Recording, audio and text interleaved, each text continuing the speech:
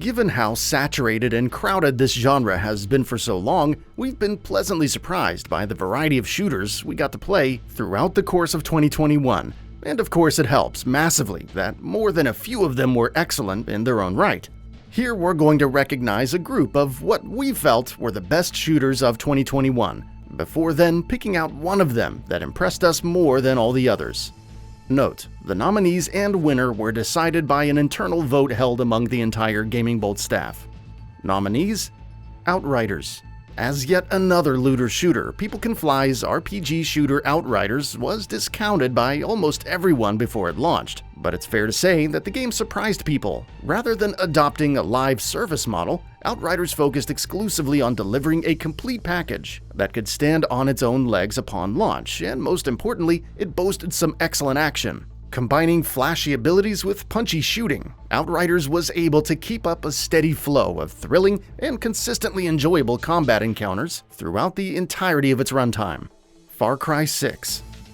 The open world of Yara is an excellent sandbox, encouraging players to make their own fun, with its combination of first-person action, enjoyable stealth, and some neat new customization and crafting mechanics that leverage its premise and setting perfectly. This is a game with no shortage of enjoyable content for players to dive into. DEATHLOOP.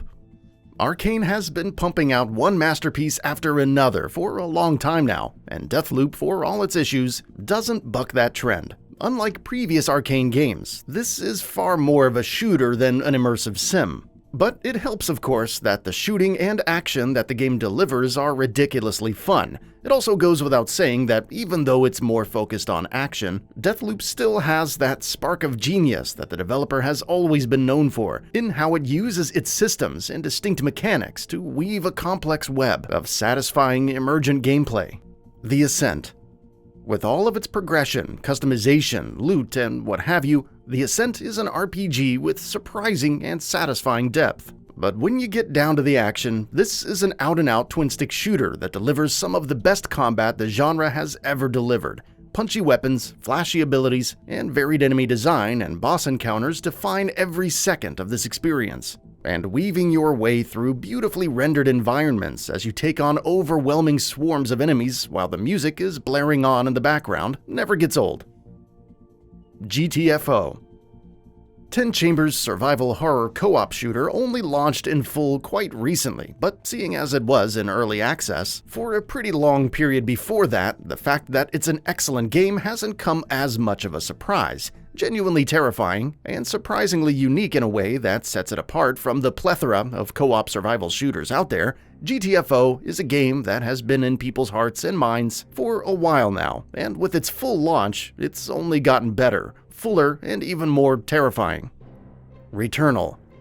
Housemarque has built up a reputation as one of the most proficient developers of arcade bullet hell shooters over the years. And though RETURNAL is obviously a much bigger production than anything the developer has worked on in the past, it still has those same qualities in spades. Every combat encounter in the game is an adrenaline-fueled fight for your life, as you dodge and dash around incoming attacks and a vast variety of enemies and bosses to unleash death upon increasingly more overwhelming hordes of foes. Combined with excellent implementation of a roguelike structure and progression mechanics that go hand in hand with that, RETURNAL delivers stunning action unlike any other game. Halo Infinite.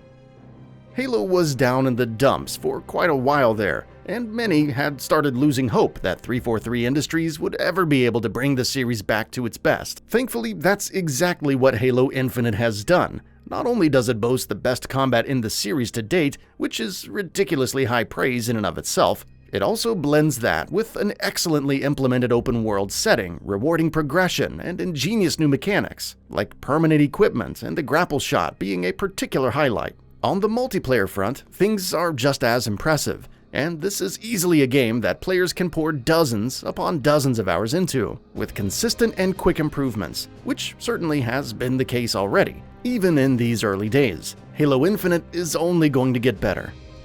Bright Memory Infinite. Bright Memory Infinite is all flash and a surprising amount of substance, made largely by a single developer. This is a game that never rests on its laurels and keeps on coming up with new ways to surprise its players. Its brief campaign boasts excellent variety in all kinds of combat scenarios, boss encounters, and traversal challenges it comes up with, and core strengths like slick movement and satisfying gunplay, among others, ensure that it remains fundamentally fun, no matter what you're doing. Back 4 Blood. Left 4 Dead fans have been desperate for a sequel to Valve's beloved series for an interminably long time, and while that still hasn't arrived, the original developers of the first Left 4 Dead took it upon themselves to deliver a spiritual successor. And thankfully, Back 4 Blood is amazing. It's a brutal, thrilling, challenging romp that demands that players work together to overcome overwhelming odds. Excellent enemy variety, explosive combat encounters, and a deep and rewarding progression system all come together to deliver what is probably one of the most fundamentally enjoyable shooters we've played in quite some time. Marvel's Guardians of the Galaxy. Given how badly Marvel's Avengers burned us, it's no surprise that Marvel's Guardians of the Galaxy was met with healthy skepticism, pretty much since the day it was announced. Of course, when it actually launched, it ended up surprising pretty much everyone that played it. This is easily one of 2021's best and biggest surprises, and though the actual shooting and combat on offer here aren't the game's strongest aspects, that would be the story and the characters, it's not anything to scoff at either. Blasting foes and using the full extent of the Guardians' abilities in conjunction with each other to rip and tear through enemy groups always remains fun throughout the entirety of the experience. The winner? Returnal.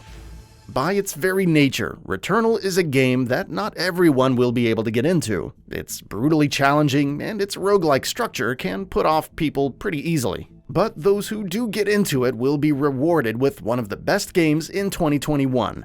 With Returnal, Housemarque has finally made a splash on the big stage and cemented itself as a developer that can deliver excellent action that is propped up by stunning technical achievements, captivating storytelling, and ingenious game design. Even when every strand in the game's web of systems is working together to present unforgiving and seemingly insurmountable hurdles, Returnal's sheer breadth and scale of collective prose compel players to keep going, and keep going for one more run, then another, then another. That's the hallmark of any good roguelike shooter, and Returnal is one of the very best.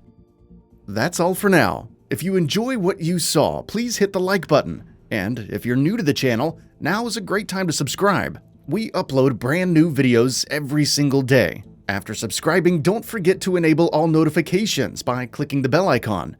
Thanks for watching this video, and we'll see you next time, right here on GamingBolt.